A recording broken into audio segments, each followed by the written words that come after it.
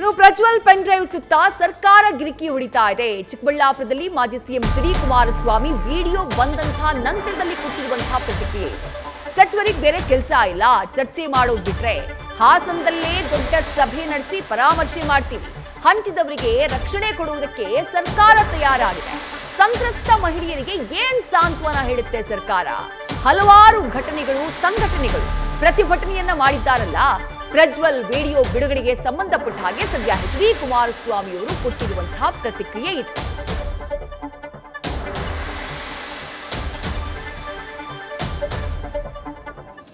ಸ್ವಲ್ಪ ಕಡಿಮೆ ಆಗಿದೆ. ಕಳೆದ ಒಂದು ತಿಂಗಳಿಂದ ಬೆಳಗ್ಗೆಯಿಂದ ಈ ಒಂದು ಪ್ರಜ್ವಲ್ ಅವರ ಪ್ರಕರಣದ ಬಗ್ಗೆನೇ ಹೆಚ್ಚಿನ ಮಹತ್ವಗಳ ದೊರಕಿ ರಾಜ್ಯದಲ್ಲಿ ಹಲವಾರು ಸಮಸ್ಯೆಗಳನ್ನು ಎದುರಿಸ್ತಾ ಜನಸಾಮಾನ್ಯರ ಪರಿಸ್ಥಿತಿಗಳ ಬಗ್ಗೆ ಚಿಂತನೆ ಮಾಡಲಿಲ್ಲ ಸರ್ಕಾರಕ್ಕೆ.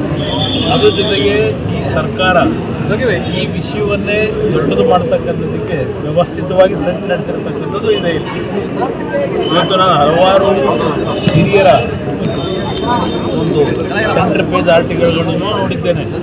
ಹಲವಾರು ಸಂಘ ಸಂಸ್ಥೆಗಳ ಒಂದು ಪ್ರತಿಭಟನೆಗಳು ಮತ್ತು 35ನೇ ತಾರೀಕು ಒಂದು ದೊಡ್ಡ ಮಟ್ಟದಲ್ಲಿ ಹಾಸನದಲ್ಲೇ ಒಂದು ದೊಡ್ಡ ಸಭೆ ನಡೆಸಬೇಕು ಅಂತಕ್ಕಂಥದ್ದು ಏನಿದೆ. ನನ್ನ ವೈಯಕ್ತಿಕ ಅಭಿಪ್ರಾಯ, ನಾನು ಯಾರನ್ನು ಇವತ್ತು ಈ ಒಂದು ಪ್ರಕರಣದ ಬಗ್ಗೆ ಪರಾಮರ್ಶೆಯನ್ನು ಮಾಡ್ತಕ್ಕಂಥದ್ರಲ್ಲಿ ಯಾವ ರೀತಿ ನಡೆದಿದೆ. ಈಗ ಇದು ಸಂಕಷ್ಟದಲ್ಲಿರ್ತಕ್ಕಂಥ ಮಹಿಳೆಯರಿಗೆ ಸರ್ಕಾರ ಸಾಂತ್ವನ ಹೇಳಬೇಕು ಅಂತ ಹೇಳ್ತಾರೆ. ಯಾವ ರೀತಿ ಸಾಂತ್ವನ ಹೇಳ್ತಾರೆ ಸಂಕಷ್ಟದಲ್ಲಿರ್ತಕ್ಕಂಥ ಮಹಿಳೆಯರಿಗೆ? ಇವತ್ತೇನಾದರೂ ಈ ರಾಜ್ಯ ಸರ್ಕಾರಕ್ಕೆ ಪ್ರಜ್ಞೆ ಇದ್ದಿದೆ, ಈ ಸರ್ಕಾರದಲ್ಲಿರ್ತಕ್ಕಂಥ ಮಂತ್ರಿಗಳು ಚುನಾವಣೆಯಲ್ಲಿ ಗೆಲ್ಲೇಬೇಕು ಅಂತಕ್ಕಂಥ ಒಂದು ಹಿನ್ನೆಲೆಯಲ್ಲಿ ಆ ಸಂಕಷ್ಟ ಮಹಿಳೆಯರು ಅಂತಕ್ಕಂಥದ್ದನ್ನು ಹೇಳ್ತಾ ಇದ್ದೀರಿ.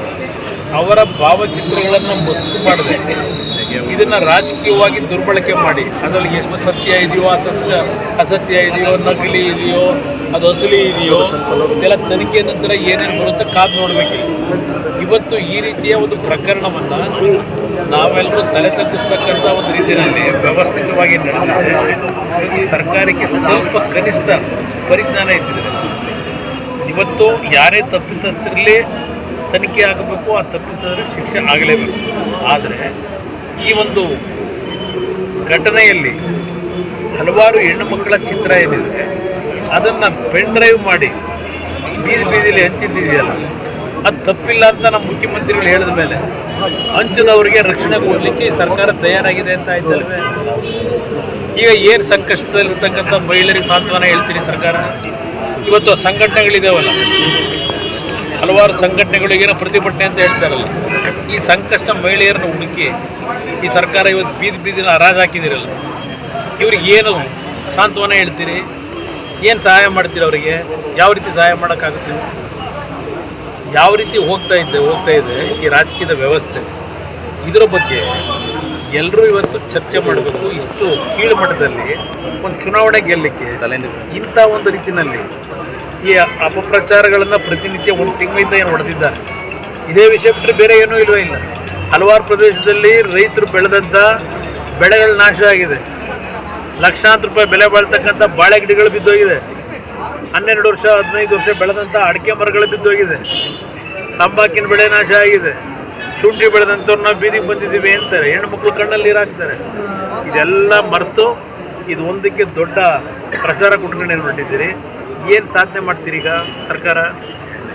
ನೀವು ನಿಜಕ್ಕೂ ತಪ್ಪಿತಸ್ಥರನ್ನ ಕಂಡುಹಿಡಿದು ತಪ್ಪಿತಸ್ಥರಿಗೆ ಶಿಕ್ಷೆ ಕೊಡ್ತೀರಾ? ಆ ಶಕ್ತಿ ಈಗ ನೀವು ನಡೀತಿರ್ತಕ್ಕಂಥ ನಿಮ್ಮ SIT ಮಂತ್ರಿಗಳಿಗೆ ಕೇಳ್ತೀನಿ, ಆ ಒಂದು ವಾತಾವರಣದಲ್ಲಿ ನೀವು ತನಿಖೆ ನಡೆಸ್ತಾ ಇದ್ದೀರಾ? ತಾವೇ ಯೋಚನೆ ಮಾಡ್ಕೊಳ್ಳಿ. ಪ್ರಾರಂಭಿಕ ಹಂತದಲ್ಲಿ ಹೇಳಿದ್ದೇನೆ, ಅಧಿಕಾರಿಗಳಿಗೂ ಹೇಳಿದ್ದೇನೆ, ರಾಜ್ಯದ ಪ್ರತಿನಿಧಿಗಳಿಗೂ ಹೇಳ್ತೀನಿ, ಎಲ್ರಿಗೂ ನಿಮಗೂ ತಂದೆ ತಾಯಿಗಳು ಜನ್ಮ ಕೊಟ್ಟಿದ್ದಾರೆ. ನಿಮ್ಮ ಕುಟುಂಬಗಳಲ್ಲಿ ಅಧಿಕಾರಿಗಳಿಗೂ ಹೇಳ್ತೇನೆ, ರಾಜಕಾರಣಿಗಳಿಗೂ ಹೇಳ್ತೇನೆ, ನಿಮ್ಮ ಜೊತೆಯಲ್ಲಿ ಒಡ ಹುಟ್ಟಿದ ಅಕ್ಕ ತಂಗಿರು ಇದ್ದಾರೆ, ಜನ್ಮ ಕೊಟ್ಟಂಥ ತಂದೆ ತಾಯಂದಿರಿದ್ದಾರೆ. ಈ ಪ್ರಕರಣ ಯಾರು ಬೆಂತಟ್ಟತಕ್ಕಂಥ ಪ್ರಕರಣ ಅಲ್ಲ. ನ್ಯೂಸ್ ಫಸ್ಟ್ ನಿರ್ಭೀತಿಯಿಂದ ನಿಮ್ಮ ಪರವಾಗಿ.